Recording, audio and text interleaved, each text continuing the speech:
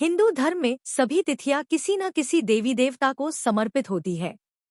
इसी प्रकार से हर माह के कृष्ण पक्ष और शुक्ल पक्ष की एकादशी तिथि भगवान विष्णु को समर्पित है।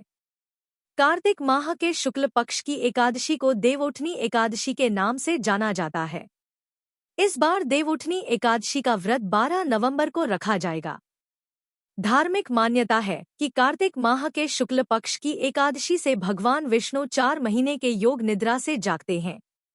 इन 4 महीनों में भगवान विष्णु के सोने या कहें देव शयन के कारण सभी प्रकार के मांगलिक कार्य वर्जित होते हैं। भगवान विष्णु के जागने के बाद ही सभी मांगलिक कार्य संपन्न हो पाते हैं। देव जागरण या उत्थान होने के कारण इसको देवोत्थान एकादशी भी कहते हैं। देवउठनी एकादशी की तिथि और मुहूर्त।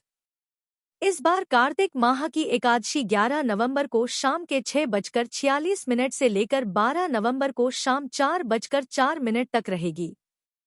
ऐसे में 12 नवंबर को उद्या तिथि में होने के कारण देवउठनी एकादशी का व्रत इसी दिन रखा जाएगा। वहीं इसका पारण 13 नवंबर को सुबह 6:42 से 8:51 के बीच किया जाएगा। देवउठनी एकादशी की पूजन विधि। देवोत्थान एकादशी के दिन सुबह सुबह सूर्योदय से पहले उठकर स्नान आदि कर लेना चाहिए। इसके बाद गन्ने का मंडप बनाएं और बीच में चौक बनाएं। चौक के मध्य में भगवान विष्णु का चित्र या मूर्ति रखें। इसके साथ ही चौक में भगवान के चरण बनाए जाते हैं जो ढककर रखने चाहिए। भगवान को गन्ना, सिंगाड़ा और पीले फल अर्पित की जाती है। इसके साथ ही भगवान को पीली मिठाई अर्पित करें। इसके बाद घी का एक दीपक जलाएं और इसे रात भर जलने दें। देवउठनी एकादशी कथा। धर्म ग्रंथों में दी गई कथा के अनुसार एक राज्य में एकादशी के दिन प्रजा से लेकर पशु तक कोई भी अन्न ग्रहण नहीं करता था। एक दिन भगवान विष्णु ने राजा की परीक्षा लेने के लिए एक सुंदर लड़की का भेष बनाकर सड़क किनारे बैठ गए।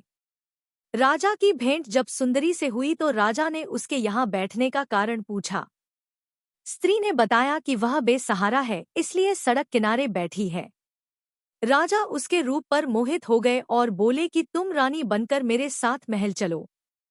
सुंदर स्त्री ने राजा के सामने शर्त रखी कि वो ये प्रस्ताव तभी स्वीकार करेगी जब उसे पूरे राज्य का अधिकार दिया जाएगा और वह जो बनाए राजा को खाना होगा। राजा ने शर्त मान ली। अगले दिन एकादशी पर सुंदरी ने बाजारों में बाकी दिनों की तरह अन्न बेचने का आदेश दिया और महल में मांसाहार बनाकर राजा को खाने पर मजबूर करने लगी। राजा ने कहा कि आज मेरा एकादशी का व्रत है और इस दिन मैं सिर्फ फलाहार ग्रहण करता हूँ।